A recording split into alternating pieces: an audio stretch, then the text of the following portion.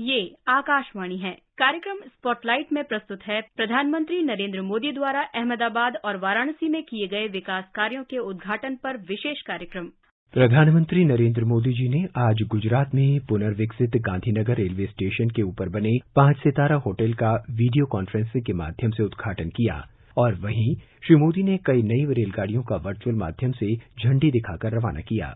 आइए बात करते हैं गांधीनगर में उपस्थित संवाददाता योगेश पांड्या से। योगेश, प्रधानमंत्री श्री नरेंद्र मोदी द्वारा आज गांधीनगर और अहमदाबाद में लोगों को समर्पित किए गए विभिन्न प्रोजेक्ट की जानकारी दीजिए। जी नवीन, जैसे कि हम सब जानते हैं कि प्रधानमंत्री श्री नरेंद्र मोदी ने आज गुजरात में करीब 7 प्रोजेक्ट का उद्घाटन किया है, जिसमें गुजरात की राजधानी गांधीनगर के रेलवे स्टेशन को नए सिरे से आधुनिक बनाने और रेलवे स्टेशन के ऊपर ही एक 5 सितारा होटल का शुभारंभ करना प्रमुख है। गांधीनगर रेलवे स्टेशन के भवन को आधुनिक बनाने का कार्य 71 करोड़ रुपए की लागत से पूरा किया गया है, जिसके चलते अब गांधीनगर रेलवे स्टेशन पर जो नई सुविधा लोगों को मिल पाएगी, इसमें प्रवेश और निकास की अलग अलग व्यवस्था और 163 कार, 40 ऑटो और 120 दो पहिए वाहनों का पार्किंग की व्यवस्था शामिल है। रेलवे स्टेशन के 3 प्लेटफॉर्म 2 सबवे के साथ भी जुड़े हुए हैं। प्लेटफॉर्म के प्रतीक्षा क्षेत्र में 480 यात्रियों को बैठने की सुविधा दी गई है।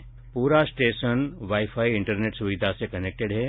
इस रेलवे स्टेशन में विषय आधारित प्रकाश व्यवस्था, सभी धर्मों के लिए प्रार्थना खंड और अलग से बेबी फीडिंग रूम की व्यवस्था है। जैसे कि प्रधानमंत्री श्री नरेंद्र मोदी ने खुद कहा है कि वे देश के रेलवे स्टेशनों को भी अत्यंत आधुनिक सुविधा युक्त देखना चाहते हैं और हम कह सकते हैं कि गांधीनगर का जो रेलवे स्टेशन है वो इसका एक आदर्श नमूना है। योगेश, ये प्रोजेक्ट परियोजनाएं कितनी महत्वपूर्ण है, खासकर रेलवे सेक्टर में जो बड़े प्रोजेक्ट का आज शुभारंभ किया गया है?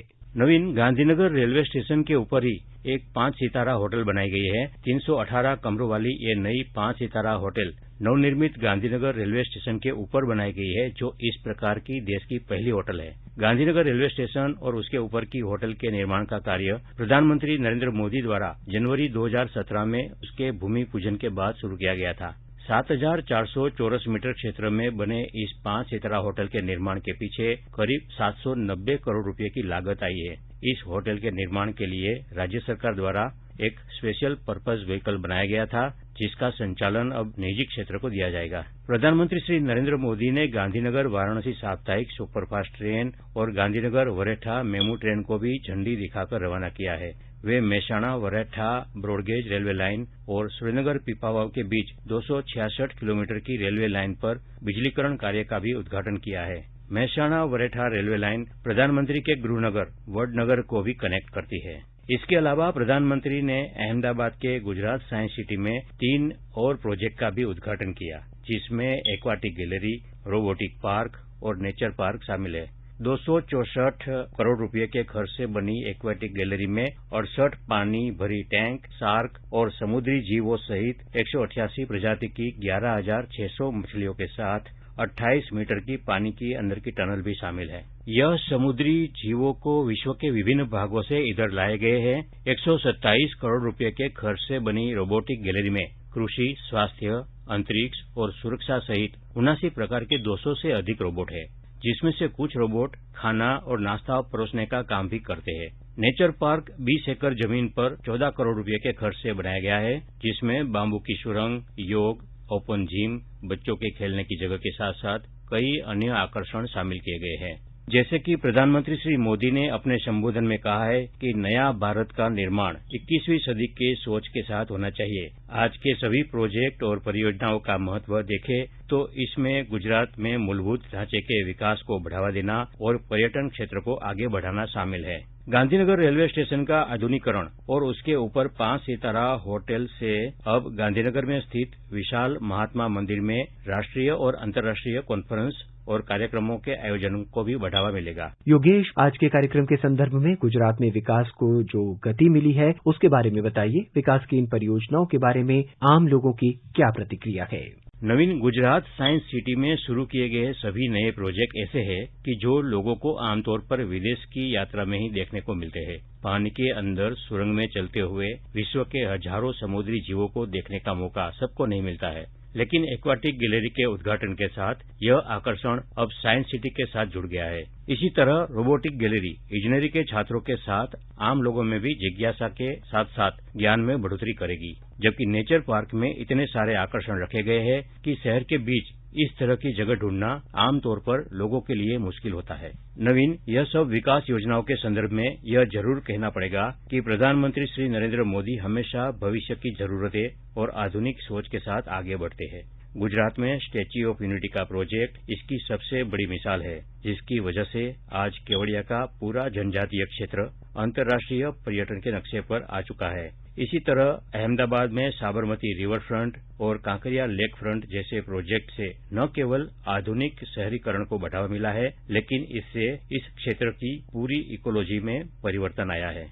प्रधानमंत्री नरेंद्र मोदी ने 15 जुलाई को वाराणसी में 1583 करोड़ रुपए से अधिक लागत की विकास परियोजनाओं की आधारशिला रखी और उद्घाटन किया, जिनमें काशी हिंदू विश्वविद्यालय में 100 बिस्तरों वाली मातृ शिशु चिकित्सा शाखा जैसी अन्य परियोजनाएं शामिल हैं। और वहीं श्री मोदी ने अंतर्राष्ट्रीय सहयोग और सम्मेलन केंद्र रुद्राक्ष का भी उद्घाटन किया। वाराणसी में चल रहे विकास कार्यों की जानकारी देने के लिए हमारे साथ हैं सुशील चंद्र तिवारी। सुशील, वाराणसी में प्रधानमंत्री ने हजारों करोड़ की नई योजनाओं का लोकार्पण और शिलान्यास किया है। पर्यटन की दृष्टि से भी सरकार वाराणसी में और सुविधाएं बढ़ा रही है और अगर देखा जाए तो काशी का कायाकल्प हो गया है।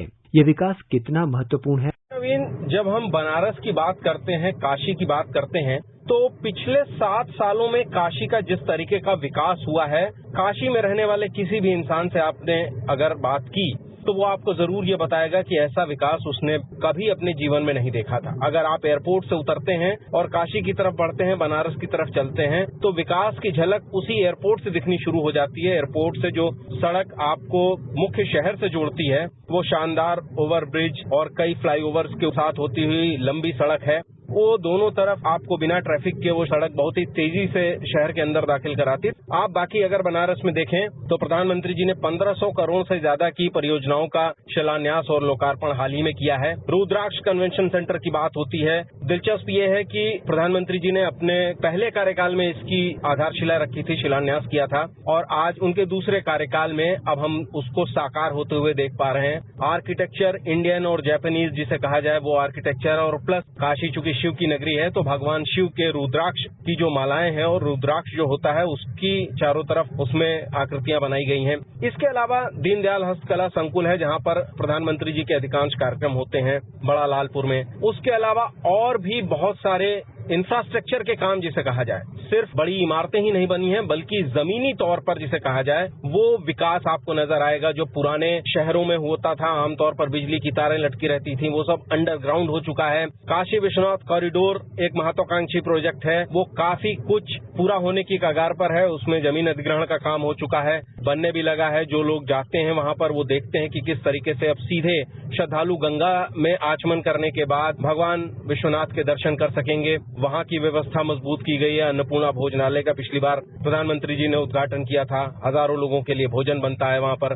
जो हाईवे इलाहाबाद कानपुर को जोड़ता है, पिछली बार जब वो आए थे नवंबर में तो उन्होंने उससे जुड़े एक हिस्से का लोकार्पण किया था। तो सड़क के जरिए बनारस पहुंचना आसान हो रहा है। एक हेल्थ के सेंटर के रूप में उसको विकसित किया जा रहा है जो पूर्वांचल के साथ साथ बिहार तक लोगों को स्वास्थ्य सुविधाएं देता है। उससे जुड़ा बीएचयू में जो नेत्र चिकित्सा संस्थान है, वहां करोड़ों की लागत से जो सेंटर बना है उसका प्रधानमंत्री जी ने उद्घाटन किया। तो एक ओवरऑल विकास जिसे कहा जाए, जिसमें आप इंफ्रास्ट्रक्चर का भी विकास देखते हैं, आप पर्यटन का भी विकास देखते हैं। गंगा में आप देखते हैं कि क्रूज चल रही है, गंगा में पर्यटन की सुविधाएं तलाशी जा रही हैं। इसके अलावा वाटरवेज ट्रांसपोर्ट शुरू हो गया हल्दिया से बनारस तक का। प्लस आप अगर उसको और देखें तो एक ओवरऑल वहां के लोगों के विकास के लिए भी बहुत काम हो रहा है। वाराणसी का जो हस्तशिल्प है उसके लिए पिछली बार जब प्रधानमंत्री जी आए थे तो उन्होंने कारीगरों के उत्पाद देखे, उनके लिए कई सारी घोषणाएं की। और वाराणसी मंडल में जिसे कहा जाए तो एग्रो प्रोडक्ट्स का बहुत वहां से एक्सपोर्ट होता है। बनारसी लंगड़ा आम हो गया, गाजीपुर की सब्जियां हैं, बनारस की सब्जियां हैं, चंदौली का ब्लैक राइस डायबिटीज पेशेंट्स के लिए बहुत अच्छा होता है। तो वो बहुत महंगे दामों पर बिकता है और किसानों को उसका बहुत फायदा मिल रहा है। पिछली बार प्रधानमंत्री जी ने मंच से उसकी चर्चा भी की थी। ये काम जबरदस्त तरीके से हो रहा है। काशी एक बिल्कुल नए अंदाज में आपको नजर आएगी अगर आप जाएंगे इस वक्त तो। सुशील, अगर हम बात उत्तर प्रदेश की करें तो बड़ी संख्या में परियोजनाएं उत्तर प्रदेश में भी चल रही हैं। इंफ्रास्ट्रक्चर की परियोजनाएं चल रही हैं, कई एक्सप्रेसवे बन रही हैं और किसानों को बाजार से जोड़ने के लिए भी काफी काम हो रहा है। मंडियां बन रही हैं। उत्तर प्रदेश में विकास की रफ्तार पिछले कुछ वर्षों में किस तरीके से बढ़ी है। नवीन, कुछ सालों पहले तक अगर आप किसी से उत्तर प्रदेश का जिक्र करते देश के दूसरे हिस्सों में रहने वाले लोगों से, तो एक उत्तर प्रदेश की छवि ऐसी थी कि वो पिछड़ा तो है ही है, लॉ एंड ऑर्डर, कानून व्यवस्था की दिक्कतें हैं, विकास नहीं है, सड़कों की स्थिति ठीक नहीं है। उस स्थिति में और आज की स्थिति में जमीन आसमान का फर्क है। आज अगर आप बात करें उत्तर प्रदेश में, तो 5 एक्सप्रेसवे पर उत्तर प्रदेश में काम चल रहा है। अगर आप एक्सप्रेसवे को एक विकास की कसौटी माने, उससे होने वाले रोजगार, उससे विकास की संभावनाएं खुलती हैं लोगों के फास्ट मूवमेंट से, तो उसको लेकर के आप देखें तो 5 एक्सप्रेसवे बन रहे हैं, जिसमें देश का सबसे बड़ा गंगा एक्सप्रेसवे भी शामिल है, जिसके लिए भूमि अधिग्रहण का काम पूरा हो चुका है और जल्दी ही उसमें काम शुरू हो जाएगा। पूर्वांचल एक्सप्रेसवे ऐसा एक्सप्रेसवे है जिसकी प्रधानमंत्री मोदी जी ने 2018 में पहले कार्यकाल के अंतिम वर्षों में उसका शिलान्यास किया था और दूसरे कार्यकाल के महज 2 साल बीत चुके हैं और 2 साल के भीतर यानी कुल 3 साल में वो अब शुरू होने वाला है। अगस्त में 15 अगस्त उसकी उद्घाटन की तारीख रखी गई है। तो आप समझिए कि गाजीपुर यानी बिल्कुल बिहार का जो बॉर्डर है, जहां 18 किलोमीटर पहले हैदरिया गांव से शुरू होता है वो और लखनऊ तक आता है, गाजीपुर से लखनऊ तक, फिर लखनऊ से आप आगरा एक्सप्रेसवे पकड़ते हैं और आगरा एक्सप्रेसवे के बाद यमुना एक्सप्रेसवे पकड़ते हैं। दिल्ली से गाजीपुर की दूरी महज 8 से 9 घंटे, अधिकतम 10 घंटे में पूरी हो जाएगी, जिसमें कभी पहले 24 घंटे लगा करते थे। तो ये एक बहुत बड़ी उपलब्धि होगी उत्तर प्रदेश सरकार के लिए। गंगा एक्सप्रेसवे बन रहा है, इसके साथ ही गोरखपुर से लिंक किया जा रहा है पूर्वांचल एक्सप्रेसवे को। तो ये एक्सप्रेसवे की बात हो गई। उत्तर प्रदेश में 5 एक्सप्रेसवे हो जाएंगे और 5 ही एयरपोर्ट भी हो जाएंगे, इंटरनेशनल एयरपोर्ट, जो कि देश के किसी भी राज्य में फिलहाल नहीं होंगे। कुशीनगर एयरपोर्ट को मान्यता मिल चुकी है, वाराणसी का एयरपोर्ट है, नोएडा में, जेवर में देश का सबसे बड़ा एयरपोर्ट बनना है, इनफैक्ट एशिया का सबसे बड़ा एयरपोर्ट बनना है। तो ये पर्यटन को भी एक तरीके से बढ़ावा देंगे। जी नवीन। सुशील, अगर हम कोविड के टीकाकरण को देखें तो उत्तर प्रदेश में जनसंख्या भी बहुत बड़ी है, जिसे टीके लगाए जाने की जरूरत है। और अगर हम स्वास्थ्य मंत्रालय के चार्ट को देखें तो उत्तर प्रदेश टीका लगाने के मामले में भी नंबर 1 पर है। क्या प्रयास हो रहे हैं सरकार की तरफ से कि किस तरह से ज्यादा लोगों का टीका लग सके, ज्यादा से ज्यादा लोग इस अभियान से जुड़े और टीकाकरण की रफ्तार तेज हो सके। नवीन, टीकाकरण की बात होती है तो उत्तर प्रदेश सबसे ज्यादा आबादी वाला राज्य है, 24 करोड़ के लगभग आबादी है और बड़ा हिस्सा जो पूरे भारत के टीकाकरण अभियान का होगा, उस लक्ष्य की पूर्ति में एक बहुत बड़ा रोल जो है वो उत्तर प्रदेश का होगा, क्योंकि आबादी बहुत बड़ी है और उस आबादी का टीकाकरण करना भी बहुत बड़ी चुनौती है। और अगर हम सरकार की बात करें, जो टीकाकरण का इस वक्त अभियान चल रहा है, आपको पता होगा कि उत्तर प्रदेश देश का पहला राज्य था जिसने पहले ही ऐलान कर दिया था कि 18 वर्ष से अधिक आयु के लोगों को हम फ्री में टीका लगवाएंगे कोविड के।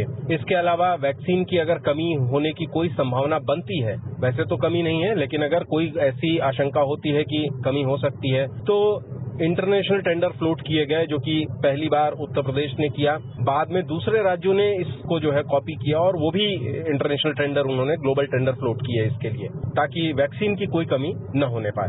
आप देखें कि 6200 से ज्यादा टीकाकरण केंद्र हैं, जहां पर टीकाकरण इस वक्त उत्तर प्रदेश में चल रहा है। और 21 जून को जब टीकाकरण के एक नए फेज की शुरुआत हुई, केंद्र सरकार की ओर से सबको फ्री वैक्सीन शुरू हुई, हमने देखा कि उत्तर प्रदेश की सरकार ने उसके लिए अपना एक टारगेट सेट किया। जून के महीने में हम न केवल प्रतिदिन 5 लाख से अधिक वैक्सीनेशन करेंगे, और उसका टारगेट 6 दिन पहले यानी 24 जून को ही पूरा कर लिया गया। अगस्त यानी कि 2 महीने के भीतर में प्रदेश सरकार ने 10 करोड़ लोगों को टीके लगाने का लक्ष्य रखा है। इस वक्त भी हम देखें तो उत्तर प्रदेश में पूरे देश में सबसे ज्यादा 3 करोड़ 80 लाख से ऊपर इस वक्त टीके लगाए जा चुके हैं। जो नए प्रधान चुने गए, उनको खुद मुख्यमंत्री योगी आदित्यनाथ ने चिट्ठी लिखी कि आप इस अभियान में न केवल आप सबसे पहले टीके लगवाएं, बल्कि इस अभियान में लोगों को शामिल करें, जागरूकता अभियान फैलाएं और लोगों को बड़ी संख्या में टीके लगाने के लिए प्रोत्साहित करें। तो उसका नतीजा ये हुआ कि टीकाकरण की रफ्तार तेज हुई है और बड़ी संख्या में आबादी इस टीकाकरण अभियान का लाभ ले रही है। सुशील और योगेश, हमसे बात करने के लिए आपका बहुत बहुत धन्यवाद। अभी आप सुन रहे थे प्रधानमंत्री नरेंद्र मोदी द्वारा अहमदाबाद और वाराणसी में किए गए विकास कार्यों के उद्घाटन पर विशेष कार्यक्रम। ये कार्यक्रम आकाशवाणी के समाचार सेवा प्रभाग द्वारा प्रस्तुत किया गया। इसे आप हमारे mobile app news on AIR पर भी सुन सकते हैं। इस कार्यक्रम के संबंध में अपनी प्रतिक्रिया आप हमें ईमेल कर सकते हैं। पता है airnsdtalks@gmail.com। ये कार्यक्रम फिर से सुनने के लिए लॉग ऑन करें हमारी वेबसाइट newsonair.com